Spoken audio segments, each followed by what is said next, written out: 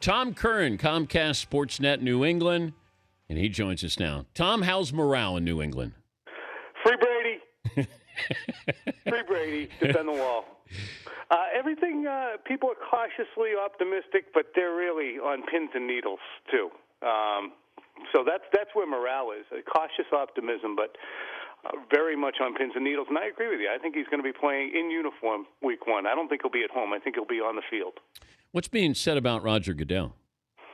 He's being eviscerated on the regular. Yeah. Hourly eviscerations, hangings in effigy. And the funny thing is, the Crafts worked so hard to insulate him from criticism for the first portion of this until the appeal decision was returned. Robert and Jonathan both said, look, it's not about Roger, it's the people beneath him who made the decisions. And even when Robert Kraft was launching into that training camp start tirade, he still tried to insulate Roger Goodell from it. But that's the interesting thing. He is the face of the league, the NFL, the shield, so he's the one who takes the slings and arrows.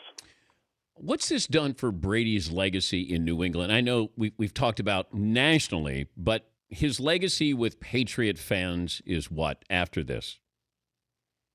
Probably galvanized even more in some ways because he was never a sympathetic figure, and now he has been made one. Now, I'm sure that's not universal, but I think overall, when you look at the situation, certainly there are aspects of this that make you say, what, was there something going on really? But then when you look at the venom and vigor with which the NFL has gone after their best player of this generation, one of their best players ever, and the way they've dragged him through the mud and released 543 pages of emails and taken him into court and misrepresented what he said, it's really made this player, who nobody would call a sympathetic figure, a sympathetic figure.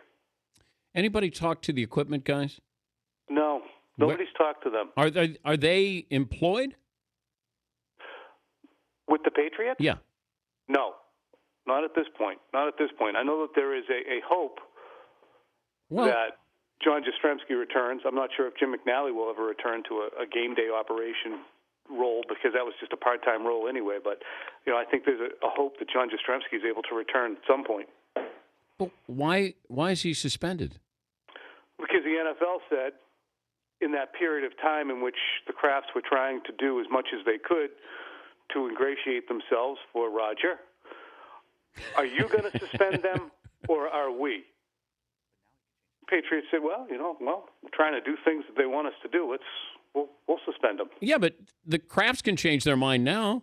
I mean, we're all in here, so why not hire him back as a show of support, solidarity, to say we didn't do anything wrong and we're bringing this guy back?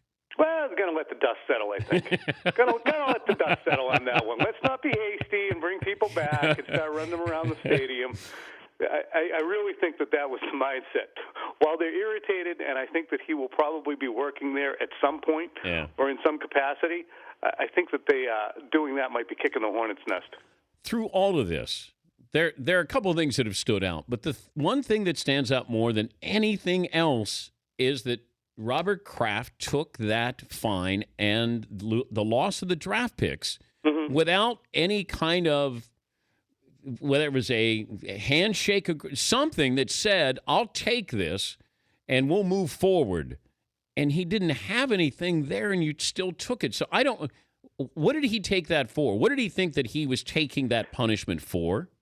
He plainly thought he was ingratiating himself and doing them a solid so that they would go easy on the quarterback once the appeal was heard.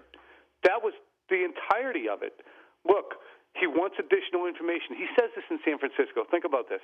In San Francisco, Kraft, quote-unquote, reluctantly takes the punishment. At that same event, in a later press conference, Roger Goodell says, I would love to see additional information from Tom.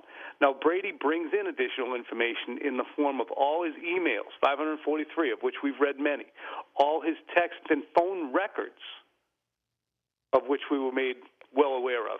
Didn't bring the phone that Ted Wells said he never had any use for. So we brought all this stuff in, saying, well, this is additional. This certainly is additional. And then they bait and switched on him and said that he destroyed his phone, which is a phone they never wanted, and they upheld the suspension. So it was really kind of a weasel move. I'm still confused by it. That if Brady tells me, I'm the owner, and I say, look, I'll fight for you, I'll go to the mat for you, help me out and understand what we're fighting for here. Almost as if it's a defense attorney here.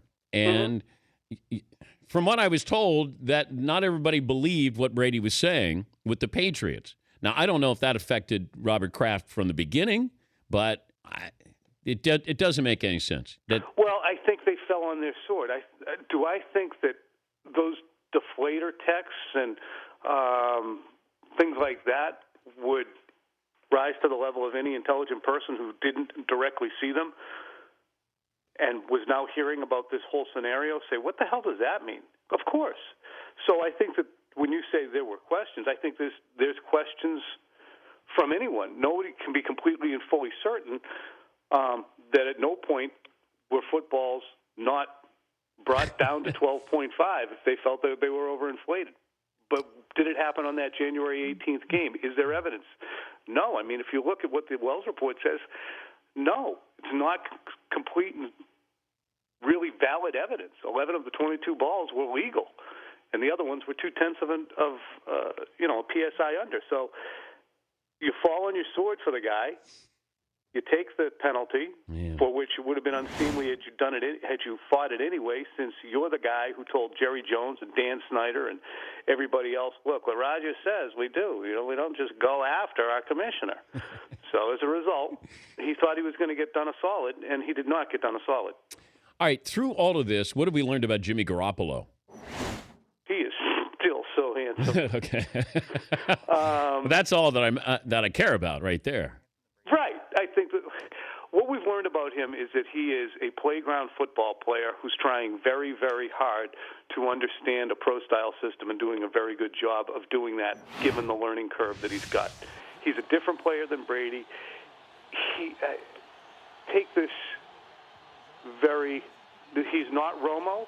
He's a hell of a lot closer in style to Tony Romo than Tom Brady. Yeah, I could see but that. But he's trying very hard to fit into the Patriots' style of offense and doing a pretty good job of it. And, of course, went to the same school as Romo.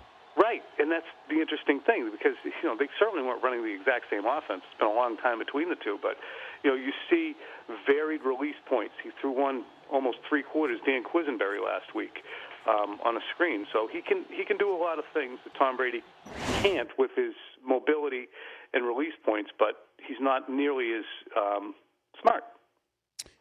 Not nearly as smart. No. I mean, think about it. Brady went 4 years at Michigan, battled his ass off to get that role, was a tremendous player on the field in terms of production and results, still ended up a sixth-round draft pick, apprenticed under Drew Bledsoe, and then took the job and went to the Super Bowl. That's a guy who, was really accomplished by the time he got to the NFL, and Jimmy Garoppolo really wasn't. So I'll see you next Thursday, right?